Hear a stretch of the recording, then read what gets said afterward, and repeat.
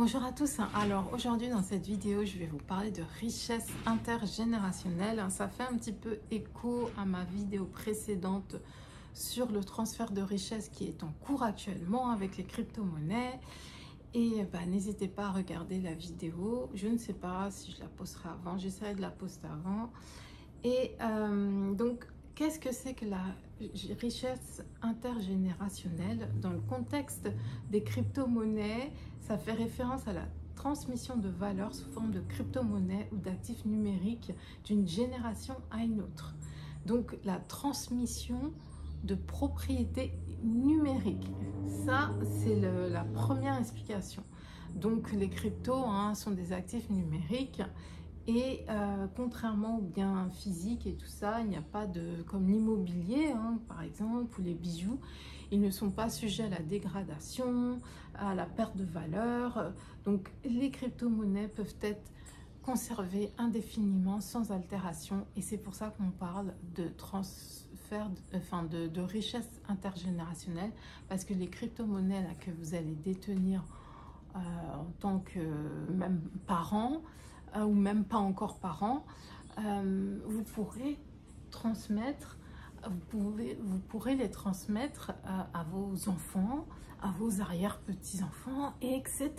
Parce que ce sont vous allez détenir des clés privées, les clés privées des crypto-monnaies.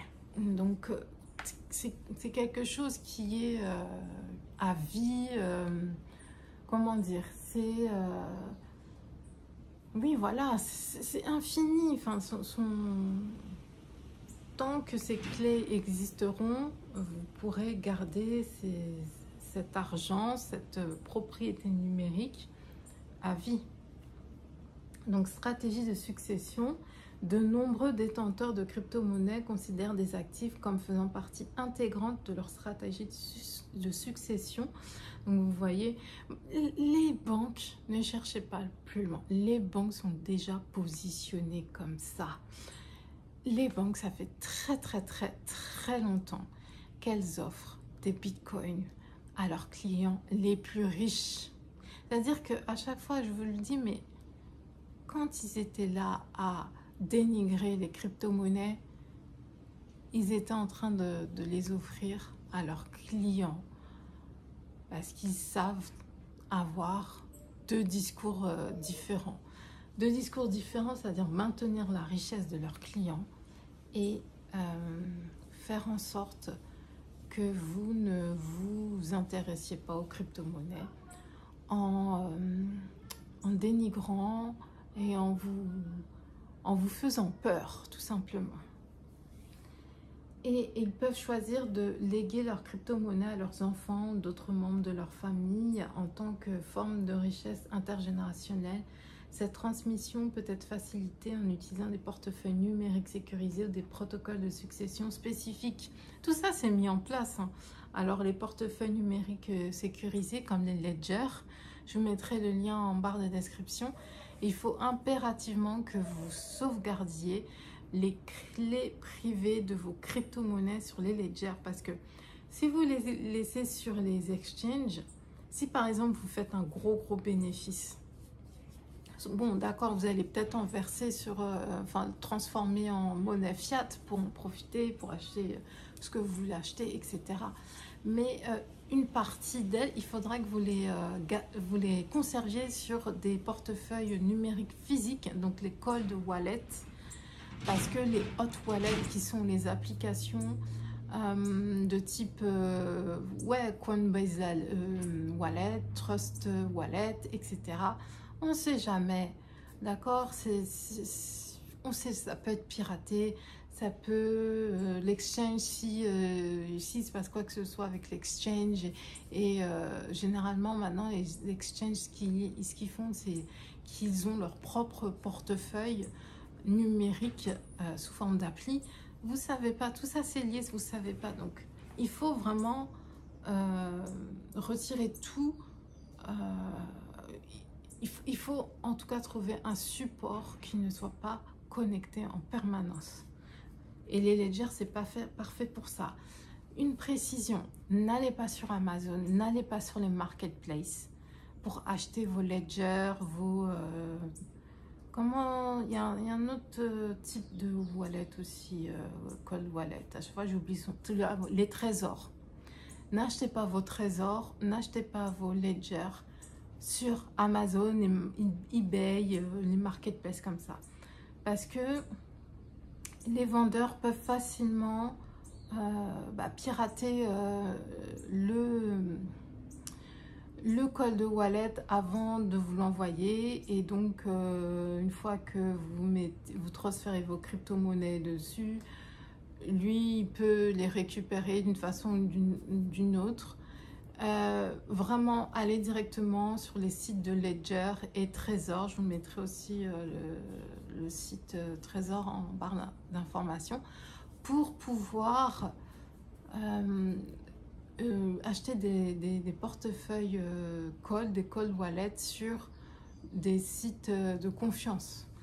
Parce que les marketplaces, vous savez jamais ce qui peut se passer.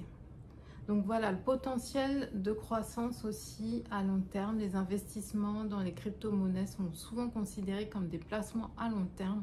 Moi, je me dis blockchain, placement à long terme, investissement à long terme, avec un potentiel de croissance significatif sur plusieurs décennies. En transmettant des crypto-monnaies à la génération suivante, les détenteurs espèrent partager les bénéfices de cette croissance et créer un héritage financier durable pour leur famille. C'est ça, vous devez penser sur plusieurs générations. Et il y a que ce type d'actifs numériques en dehors des biens traditionnels comme l'immobilier, tout ça, qui peuvent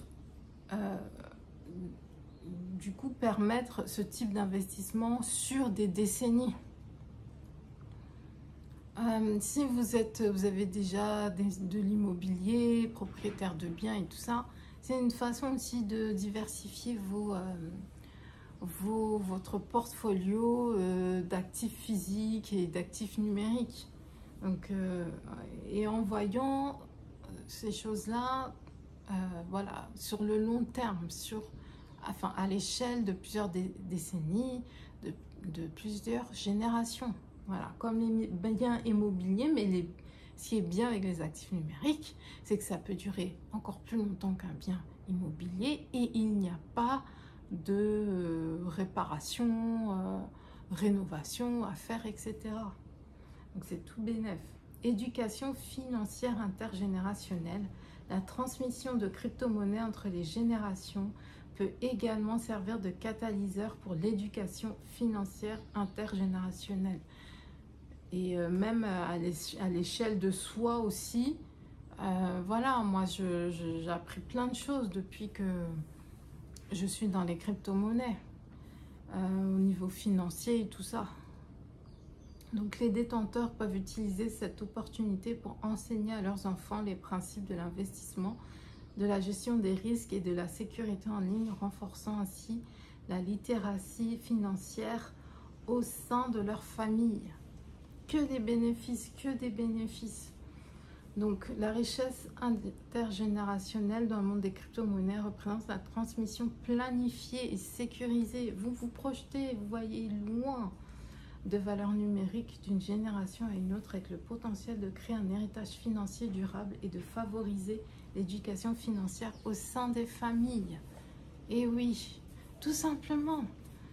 Éducation financière, on en a tellement besoin, ça devrait, on devrait apprendre ça à l'école, l'éducation financière, qui est, je sais pas, une option ou qui est un cursus, enfin je sais pas. Si on va pas dans les études financières, je me demande même si les gens qui font des hautes études dans la finance ont vraiment une éducation financière du quotidien. On va dire, bien sûr, ils en savent plus qu'une personne lambda qui n'a pas fait ce type de...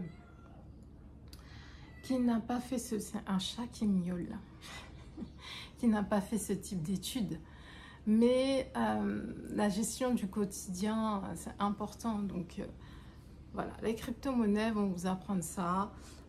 Surtout à reconnaître aussi un marché qui est manipulé, faire des analyses aussi des bougies crypto, que ce soit quand c'est baissier, quand c'est haussier, etc. Pour pouvoir du coup penser, projeter vos investissements. En fait, il y a tellement d'avantages, et le truc c'est qu'il y a de plus en plus de plateformes qui donnent une éducation gratuite voilà, sur l'éducation financière. Donc voilà, faites vos recherches. Il y a Binance Academy, Coinbase Academy, CoinMarketCap Academy aussi. Donc n'hésitez pas à faire vos recherches, intéressez-vous aux crypto-monnaies, même en termes de richesse intergénérationnelle. Donc voilà, merci d'avoir regardé cette vidéo et je vous dis à très vite, bye bye.